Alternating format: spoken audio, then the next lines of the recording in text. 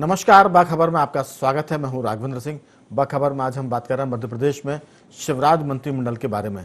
असल में मंत्रिमंडल का ऐसा मामला हो गया कि एक के बाद एक कुछ ना कुछ इसमें दिक्कतें आ रही है। पहले मंत्रिमंडल विस्तार का मामला बहुत टला, फिर जब विस्तार की तारीख तय हुई तो नाम को लेकर उठापटक मची, और जब मंत्रिमंडल विस्तार हो गया 2 जुलाई को, तो आज 9 जुलाई तक मंत्रिमंडल में विभागों का वितरण नहीं हुआ है।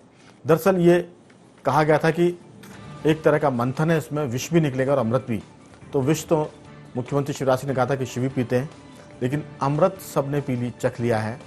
राहु केतु ने भी इसमें जरूर अमृत ले लिया होगा, लेकिन अब अमृत निकलने के बाद जो दूध दही बचा होगा उसका मठा निकाल रहे हैं, मक्खन निकाल रहे हैं, मलाई निकाल रहे हैं, क्योंकि कहा जा रहा है कि मलाईदार महकमों को लेकर झगड़ा है।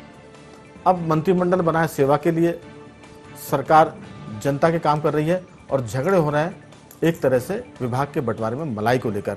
तो ये मलाई और मक्खन और मठा आखिर ये हो क्या रहा है, क्योंकि इसलिए भी ये महत्वपूर्ण है क्योंकि 7 दिन गुजर गए, मंत्रिमंडल विस्तार हुए, मंत्री परेशान हैं।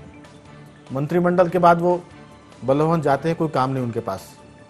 अब हो सकता है इस पूरी चर्चा में इस बात का जरूर समावेश करेंगे कि जैसे बॉक्सिंग रिंग में कई बार प्रतिद्वंदी मुक्केबाज को थकाया जाता है, तो मंत्रिमंडल में विभाग वितरण को लेकर क्या ये एक तरह से मंत्रियों को थकाया जा रहा, ताकि उसके बाद सब एक सुर से कहें कि जो भी विभाग देना हो दे दीजिए ताकि हम काम तो शुरू करें। असल में सरकार पूरी एक तरह से ठप जैसी हो गई है। इस पर हम विस्तार से बात करेंगे क्योंकि मामला मध्य प्रदेश में इसके बाद चुनाव का भी है। 24 विधानसभा के उपचुनाव होने हैं और उस पर भी इन मंत्रियों का कामकाज का परफॉर्मेंस जो है वो असर करेगा। हमारे साथ टेलीफोन लाइन पर इस मुद्दे पर बातचीत करने के लिए मौजूद हैं वरिष्ठ पत्रकार ऋषि पांडे जी, जयराम शुक्ल जी और देवदत्त दुबे जी। आप तीनों का बहुत बहुत स्वागत है जी। नमस्कार, धन्यवाद। जयराम शुक्ल जी, दरअसल रीवा का बड़ा हिस्सा है सरकार को बनाने में, क्योंकि विधायक उस क्षेत्र से बहुत जीत कर आए, लेकिन दुर्भाग्य से या कहेंगे संयोग से वहां से मंत्रिमंडल में हिस्सेदारी बहुत कम है। लेकिन वो भी अगर आपने विष पी लिया है तो मंत्रिमंडल के बाद जो विभाग वितरण में देरी हो रही है उसको आप किस ढंग से देखते हैं? हेलो जी, आवाज सुन पा रहे हैं मेरी? हाँ हाँ, हम पूरा सवाल नहीं सुन पाए अभी। मेरा कहना था कि विंध्य क्षेत्र ने, रीवा क्षेत्र ने मंत्रिमंडल या बीजेपी की सरकार बनाने में सर्वाधिक विधायकों की भूमिका निभाई है, लेकिन दुर्योग से सरकार में विंध्य का कोई ज्यादा प्रतिनिधित्व नहीं है। पन्ना से जरूर विजेंद्र प्रताप सिंह को लिया गया है। तो अब आपको लगता है कि विधायक भी ज्यादा हैं, मंत्रिमंडल में जगह भी नहीं मिली, लेकिन जो मंत्री बने हैं उनको विभाग नहीं मिल रहा क्योंकि झगड़ा हो रहा है। अमृत चखने के बाद मलाई किसको मिलेगी, मक्खन किसको मिलेगा, मठा किस हिस्से में आएगा और मठा कौन डालेगा? आपको लगता है कि ये जो देरी हो रही है, क्या ये सरकार की जो प्रतिष्ठा है उसमें मठा डल रहा है? जो 24 उपचुनाव होने विधानसभा के, क्या उसमें भी मठा डल रहा है? आपकी राय? मध्य प्रदेश के इतिहास में मंत्रिमंडल की ऐसी स्थिति संभवतः मैंने अपने पत्रकारी जीवन में पहली बार देखी है। 77 की भी सरकार देखी, 90 की भी सरकार देखी, गठजोड़ की सरकारें थी, लेकिन इस बार ऐसा कुछ है कि अजय बिश्नोई को लिखना पड़ रहा है कि हमारे नेता का इतना असम्मान मत करिए, नहीं तो जनता नाराज हो जाएगी। सही बात है, वही जैसे मैंने एक शेर लिखा है अपने एक एनालिसिस में कि पीछे बंधे हाथ मगर शर्त से शपथ, किससे कहें कि पाँव के कांटे निकाल दो। कुछ समझ में ही नहीं आता है कि संवैधानिक अधिकार, मुख्यमंत्री को संवैधानिक अधिकार है विभाग बांटने के, मुख्यमंत्री को यानी कि विधायक दल के नेता को संवैधानिक अधिकार संविधान में लिखा हुआ है कि वो अपनी मंत्रिपरिषद कैसे बनाए। वो इन सब चीजों को ये मध्य प्रदेश की जनता देख रही है। तो मुझे ये लगता है कि सत्ता की जो बंदरबाट है और वो जब कहते हैं ना कि अब वो हमारे बुंदेलखंड बघेलखंड में कही जाती है ना कि कमजोर की लुगाई वाली कहावत जो है, तो एक्चुअल में जब आदमी जब कमजोर हो जाता है ना, शरीर में जब इम्यूनिटी पावर कमजोर हो जाता है तो वायरस पे संक्रमण होते हैं। सरकार में बहुमत नहीं है, मतलब गठबंधन की सरकार है और इस वजह से जो लीडरशिप है वो बेचारी कमजोर हो गई है। मतलब शिवराज जिस तेवर के लिए जाने जाते थे पूरे देश में, पूरी हिंदी पट्टी में क्राउड कैचर नेता के रूप में उनको जाना जाता था, लेकिन आज पूरा देश एक लचर और एक लाचार की भूमिका में उनको देख रहा है तो ये निश्चित रूप से कहीं ना कहीं कुछ बड़ी बात तो है। एक चीज मैं और स्पष्ट करना चाहता हूँ राघवेंद्र जी, कि जो लोग ये कहते हैं कि इसमें सिंधिया जी का पेच फंसा है, मैं बिल्कुल कतई मानने को तैयार नहीं हूँ। सिंधिया जी के साथ भारतीय जनता पार्टी का MOU ही ये हुआ था कि जितने मंत्री बने हैं वो मंत्री बनेंगे और जितने बाहर से आए हैं उनको 2-4 को और एकमडेट करेंगे, क्योंकि इनको उपचुनाव में जाना है। मैं इस बात को भी मानने को तैयार नहीं हूँ कि मलाईदार विभागों के लिए सिंधिया जी अड़े होंगे, क्योंकि उनको मालूम है और राजनीति के बहुत गहराई तक उनके खून में राजनीति है। उनकी दादी इतनी बड़ी नेता थी, उनके पिताजी इतने बड़े नेता थे, तो मुझे नहीं लगता कि वो भारतीय जनता पार्टी और भारतीय जनता पार्टी के संगठन के बारे में न जानते हो या संगठन की तहरीक को न चलिए जानते। जरूर पूछते हैं साथी पत्रकारों से कि आखिर ये क्या पैच है कि मंत्रिमंडल विस्तार हो गया लेकिन मंत्रियों को विभाग नहीं मिल रहे हैं। ऋषि पांडे जी, जयराम शुक्ल जी और पूरा प्रदेश इस बात को देकर हैरत में है कि आखिर ये इतनी लेट लतीफी क्यों हो रही है। आखिर ऐसा क्या माने विवाद है, ऐसी कौन सी चीज है जो मंत्रिमंडल में विभाग वितरण नहीं कर पा रहे हैं? क्या मुख्यमंत्री शिवराज सिंह चौहान कमजोर हैं? क्या केंद्र का बहुत दबाव है? क्या सिंधिया इसमें किसी बात की जिद पर अड़े हुए हैं या कोई और बात लगती है आपको? आपकी राय।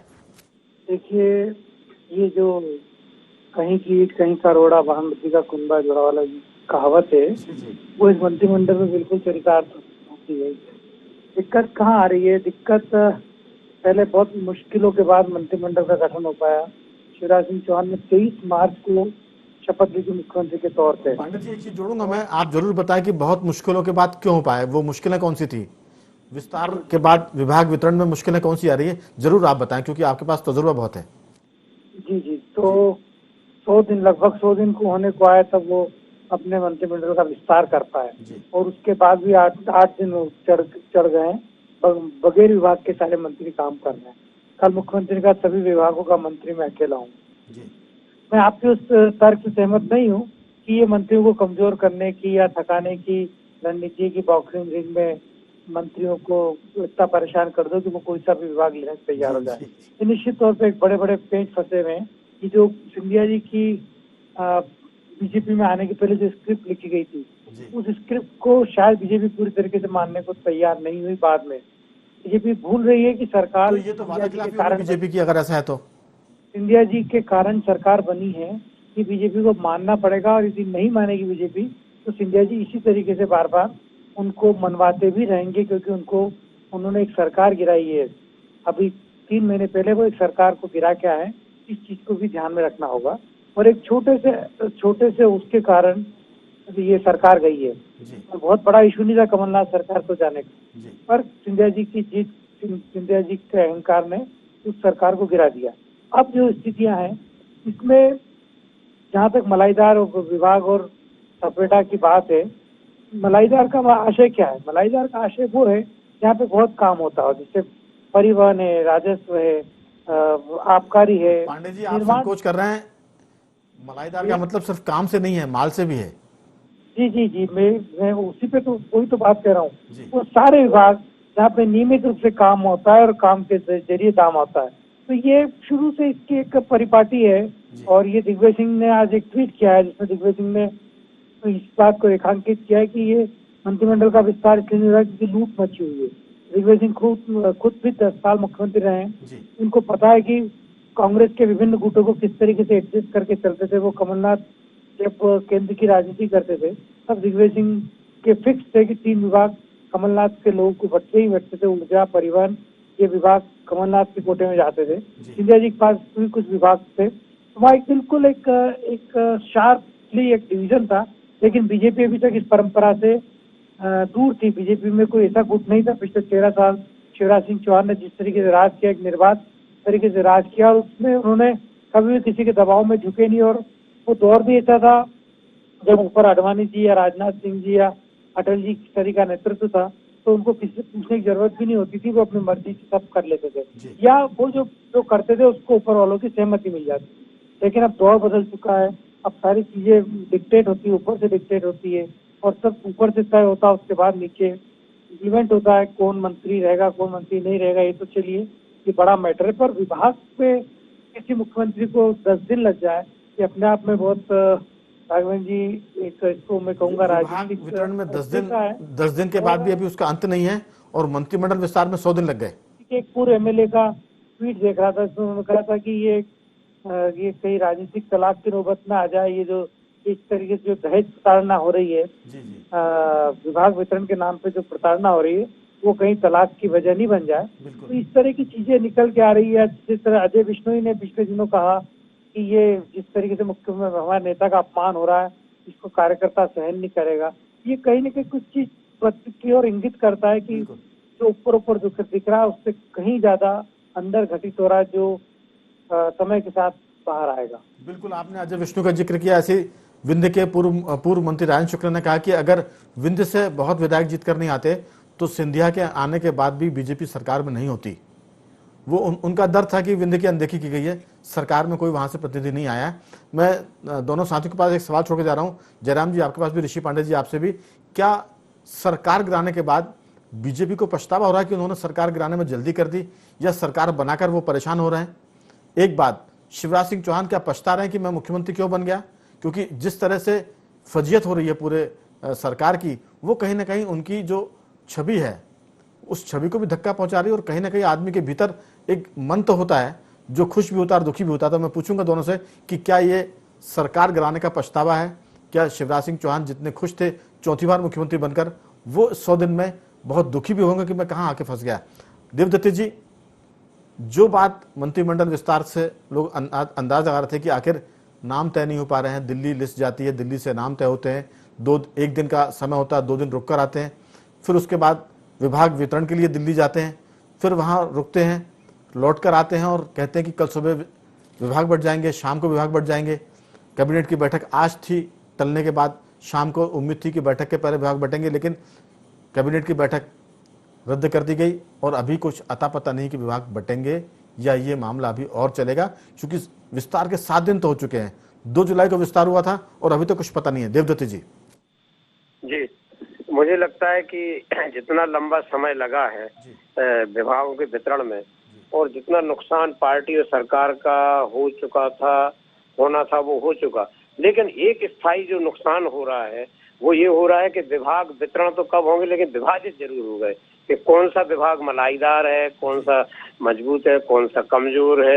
ये जो विभागों के ऊपर जो सील लग गई है, ये हमेशा के लिए रहेगी। अब आप सोचिए, जिस मंत्री को किसी ईमानदार मंत्री को ये मलाईदार विभागों की जो लिस्ट छप रही है वो मिल गया, तो वो उसकी ईमानदारी एक तरफ, वो सब यही समझेंगे इसने तो मलाईदार विभाग लिया है।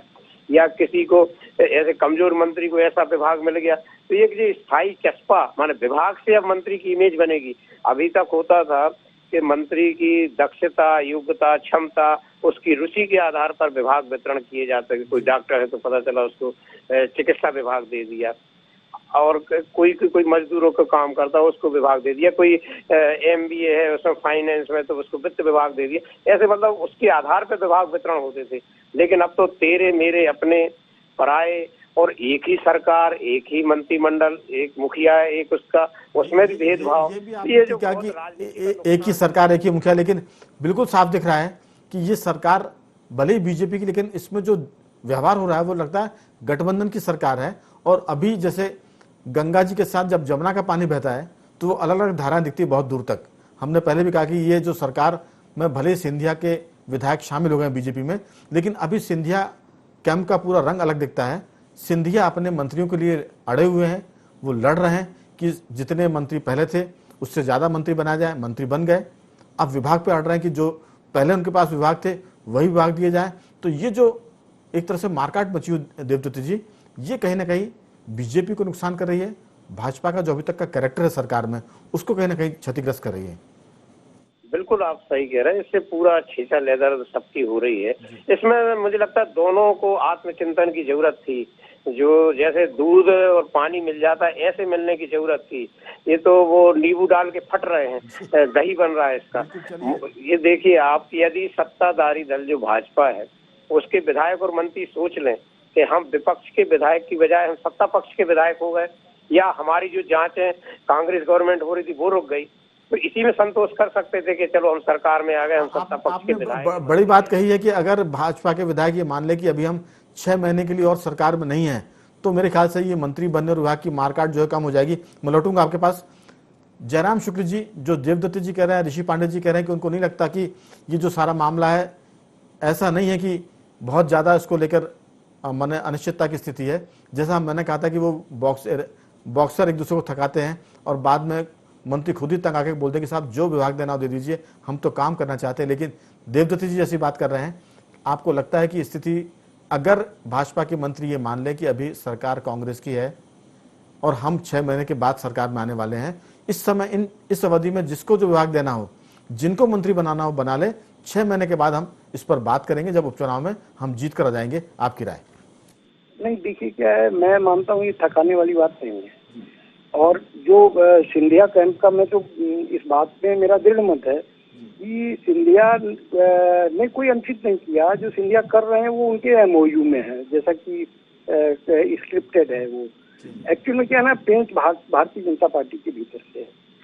दास जी को इतना असहाय किसने बनाया? आखिर कोई ऐसी ताकत होगी कि उनके हाथ पीछे बांध दिए। एक मुख्यमंत्री अपने मन का मंत्री नहीं बना रहा।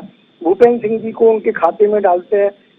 लोग कहते हैं कि गोविंद राजपूत अड़ गए, इनको मंत्री नहीं बनाओगे तो हमारा चुनाव चला जाएगा। तो इसलिए हम तो मानते हैं कि गोविंद राजपूत की वजह से वो मंत्री बन गए। तो कुल मिला के, लेकिन जयराम जी, अगर ये मान लिया जाए कि 6 महीने के बाद ही हमारी सरकार आएगी, तो ये एक तरह से काम चलाओ मंत्रिमंडल, इसमें से कई मंत्री हो सकता है कि हार भी जाएं। तो 6 महीने का धीरज नहीं किसी में क्या, अगर हम बीजेपी के भीतर की बात करें तो भी? देखिए, स्पेकुलेशन के आधार पर राजनीति चलती है, सरकार नहीं चलती। सरकार तो यथार्थ के धरातल पर खड़ी होकर चलती है। तो ऐसी स्थिति नहीं है। देखिए क्या है, असंतोष और तमाम ये जो मलबा है ना, जो सिराजा है, वो बिखर गया है। तो अब गलतियों का भी एहसास होना शुरू हो गया। ऐसा नहीं है, कार्यकर्ता गांव-गांव तक है, कार्यकर्ता बड़े रूट लेवल तक के हैं। उनके फीडबैक हमारे महाकौशल से, हमारे बिंद से इस बात का फीडबैक तो जाता ही होगा कि साहब आपने जबलपुर को शून्य कर दिया, आपने रीवा को शून्य कर दिया।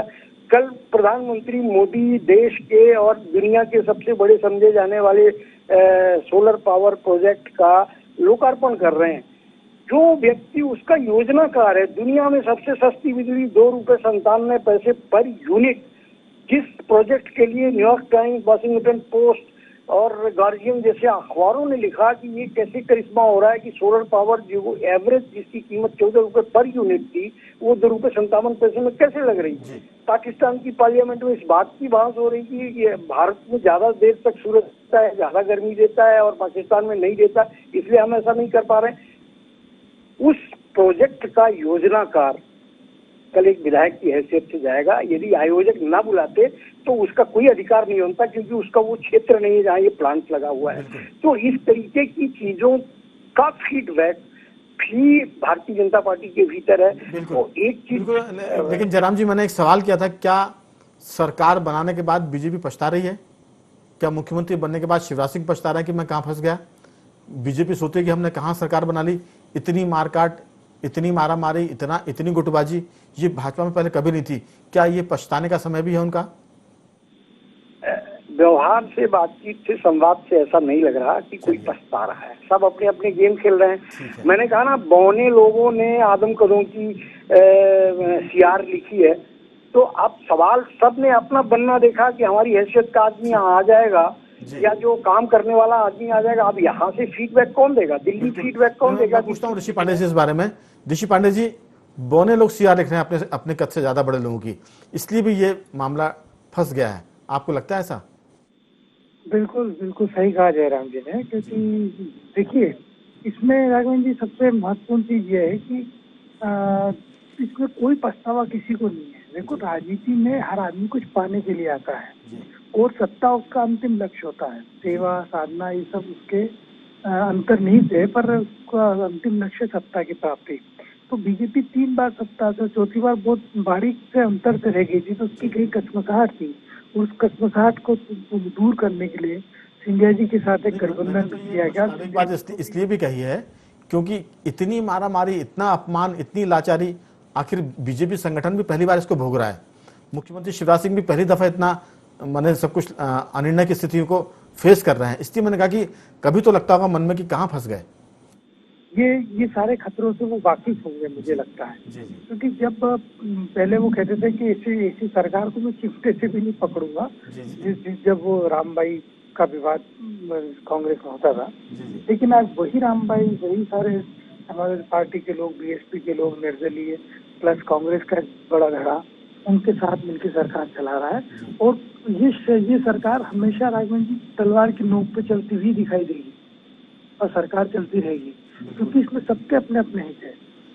आपने जो बात की वो बहुत गंभीर है कि तलवार की धार पर या नोक पर, इसका मतलब कि इसका भविष्य भी ऐसी मेरे ख्याल से हिचकोले खाते हुए चलेगा, क्योंकि तलवार की धार कभी फिसले तो कटेंगे, कभी जरा से कोई असंतोष बढ़ा तो सरकार गिर जाएगी। तो ये आप अगले 3 साल सरकार, क्योंकि बीजेपी को मैंने इससे पहले भी एक बार किसी चर्चा में आपने कहा था कि बीजेपी को इन उपचुनाव में कांग्रेस के मुकाबले चुनौतियां कम है, क्योंकि एक तो उसके सारे कैंडिडेट डिसाइडेड हैं, उसको सीधे कैंडिडेट लेके बाजार में उतरना है। दूसरा, सरकार के बहुमत का आंकड़ा जो है, जो जादुई आंकड़ा है, वो कांग्रेस के मुकाबले उसके ज्यादा करीब है। तो उसको 9 सीटें जीतना है, तो 9 सीट जीतने लायक स्थिति में वो है, और इससे कांग्रेस के लिए ज्यादा मुश्किलें हैं। और ये गठबंधन चलेगा, किसके नेतृत्व चलेगा, शायद या हो सकता है कि हम मध्यवर्ती चुनाव देखें, बीच में सरकार गिरे, भंग हो जाए, ये सब अनुमान है, अटकलें हैं, जो हालात अभी दिख रहे हैं उसके हिसाब से हम बात कर रहे हैं। क्योंकि इतनी अगर हौच पौच है, इतनी एक दूसरे की टांग खिंचाई है, तो फिर बड़ी कलह वाली सरकार होगी ये। मैं लौटता हूँ पास देवदत्ती जी, जो ऋषि पांडे जी कह रहे हैं कि सरकार उपचुनाव में माने बीजेपी पर्याप्त बहुमत को हासिल कर लेगी, क्योंकि जो नंबर है वो बहुत ज्यादा नहीं है, लेकिन जो कलह है, मुझे लगता है कि वो कलह जो है वो दिन ब दिन एक तरह से वो कर्कश होती जाएगी और उसमें कटुता बढ़ेगी। आपकी राय? जी, मैं ये जो पहली बात कह रहा था उसमें दूसरी बात ये थी कि अभी सिंधिया को भी ध्यान रखना था कि 24 सीटों पे जो उपचुनाव हो रहे हैं उसमें भाजपा का जो बहुत बड़ा नेटवर्क है, उनकी बहुत जरूरत है, भाजपा के लोगों की उनको उपचुनाव जिताने के लिए। तो उनको भी ये धैर्य संयम रखना था कि अभी जो विभाग है, तो बात ही नहीं आ पा रही है कि वो जित कर रहे हैं। जयराम शुक्ल जी कह रहे हैं, ऋषि पांडे जी भी संकेत कर रहे हैं कि बीजेपी के भीतर का ही मामला है। जो चीजें थी पहले से, जो एमओयू साइन हुआ था, जो कॉन्ट्रैक्ट हुआ था, उस पर तो बीजेपी को काम करना ही पड़ेगा, लेकिन ये कुछ और मामला भी है। समय खत्म हो रहा है, 1-2 वाक्यों में अगर आप अपनी बात कहें तो जरूर मैं चर्चा को आगे बढ़ाऊं। बस मैं एक बात यही कहना चाहता हूँ कि अब मंत्रियों को आगे आगे कह देना चाहिए, यदि उनमें वाकई में जैसा वो कहते हैं कि हम सेवा के लिए राजनीति में आए हैं, तो कि हमें ग्राम उद्योग, कुटीर उद्योग दे दो, जिससे हम जो बेरोजगार लोग गांव-गांव में आए, हम छोटे छोटे उद्योग लगवा के उनका काम शुरू करवाएंगे। आप छोड़ दो परिवहन, गृह और जो भी बड़े बड़े। एकदम सही बात आपने की, लेकिन ये नौबत आएगी कि नहीं अभी समय बताएगा, हम सिर्फ अनुमान लगा सकते हैं। तीनों मेहमानों का बहुत बहुत धन्यवाद। देवदत्त दुबे जी आपका भी, ऋषि पांडे जी आपका भी, और जयराम शुक्ल जी आपका भी बहुत बहुत साधुवाद कि आपने चर्चा में हिस्सा लिया। दर्शकों को हम बता दें कि मध्य प्रदेश में शिवराज सिंह सरकार को बने हुए 100 दिन से ऊपर हो गए। विस्तार को 1 हफ्ते से ज्यादा का टाइम गुजर रहा है, लेकिन अभी मंत्रिमंडल में विभाग का वितरण नहीं हुआ है।